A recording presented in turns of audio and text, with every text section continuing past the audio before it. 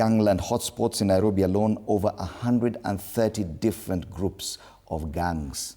And the report also says that there's a very unique link between the gangs and politicians.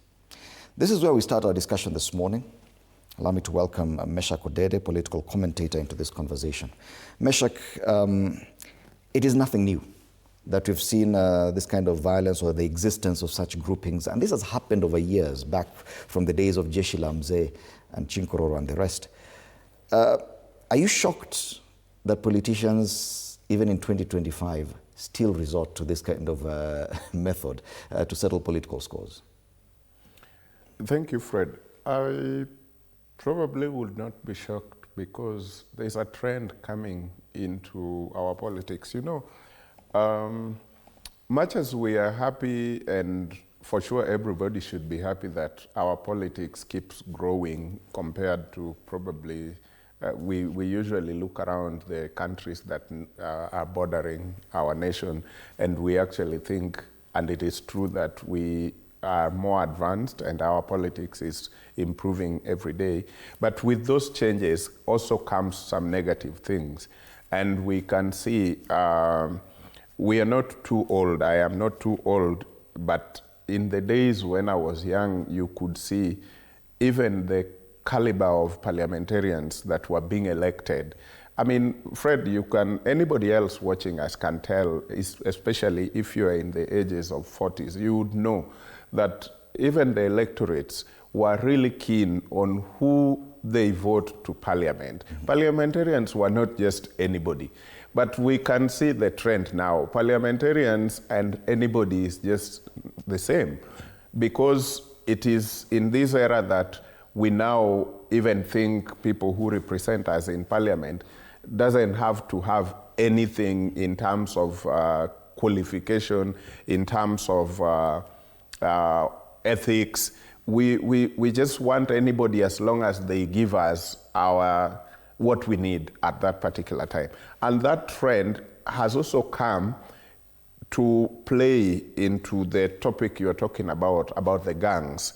Because in those days, there was very little in terms of organized gangs. Mm-hmm. Yes, people could have supporters. Politicians may have had supporters, and their supporters once in a while could clash with the supporters of the other people. Okay. But they were not really organized gangs, where now a gang has been organized, or people have organized themselves as a gang, and then they are approaching you as a politician that we want to be your people. Mm-hmm. And you are actually accepting and saying, this is an asset to my campaign, or this is an asset to my leadership, because now that I've been elected, nobody should actually fight me in any way. If they try, they will know I have. While you also have government security and the police is in this country, you also have your side government, quote unquote.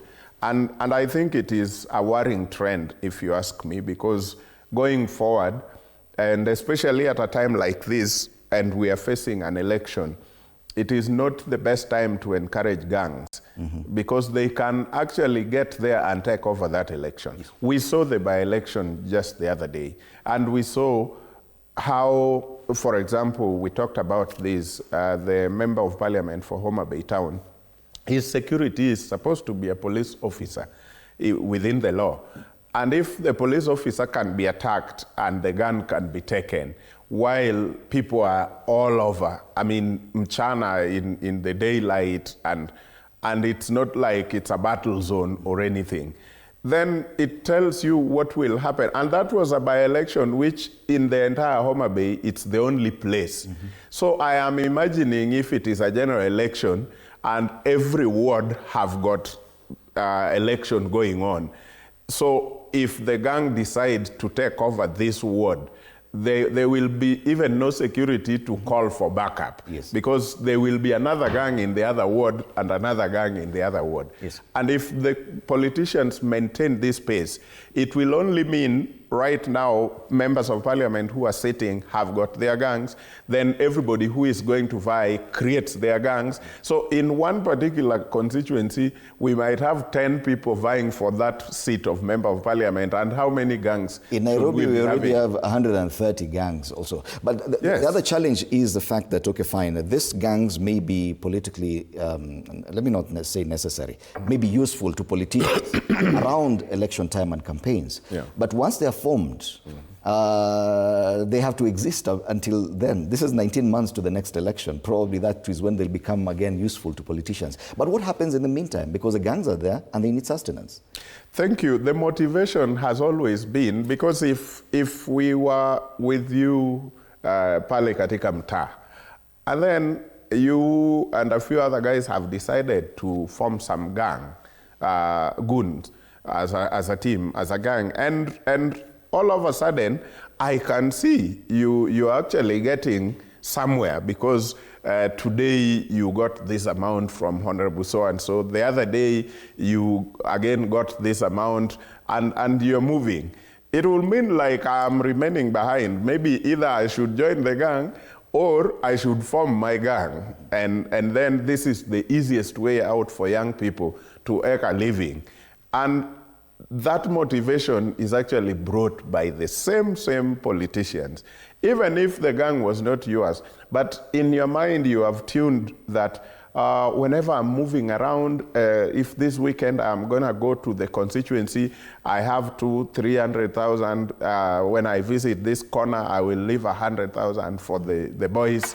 And when I get to that corner, so every gang forms themselves, marks the territory, and then they say any politician who visits this territory around gives us something. Then to the other young people who thought this is not a good idea, will with time start thinking this is a good idea. Like there is a proverb that says, when you sit near the pot boiling, even if you didn't have an idea, very soon the idea will come that you should actually taste the yam and feel. So very soon you will start telling us how the yam tastes, although you are not the one cooking, but sitting around the pot will give you that idea. Yes. So many young people have actually joined this gang because they see the other ones seems to be thriving, although it is not the way people should be thriving. Interestingly, this report is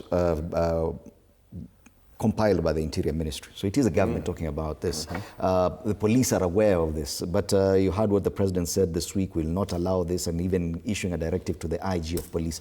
Yeah. There seems to have been a very interesting kind of relationship between the state agencies and instruments of security and the existence of these gangs. The fact that there is such proliferation, 130 gangs in Nairobi, where have the police been all this time? Do they have to wait for a presidential directive for them to act?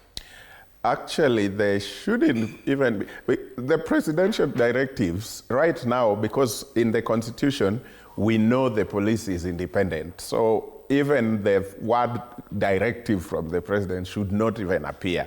But if the presidential advisory comes, it should come as a policy advisory, and it should be in writing. So the things that sometimes the president will say here and there can be taken, yes, but if we have to put a lot of power in it, they should actually come in writing through the ministry. Now, the most difficult thing is these people exist within our communities. And our communities have also accepted them on all grounds. So it gives police a very difficult time to deal with the gang, because some of these gangs, when they know they have crossed the line too much, they take the shield in these communities. It's just like the terrorism world works. When they know they are being hunted, they come and merge with the community, and the people hunting them knows it is not easy to actually uproot them and leave the community safe. You will have to hurt one or two people in the community. And you know the way Kenya right now, among the places we say we have grown past our neighboring countries are on matters human rights and all that.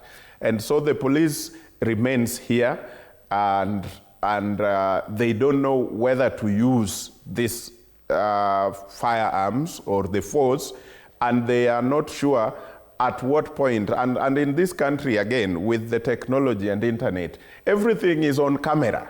So you try to do the right thing as a police, the next minute you are the one trending, and human rights bodies are all over.